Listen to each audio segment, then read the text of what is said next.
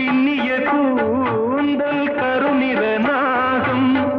பெண்மையின் இலக்கணம் அவளது தேகம் தேவர்கள் வளர்த்திடும் காவிய யாகம் அந்த தேவதை கிடைத்தால் அது என் யோகம்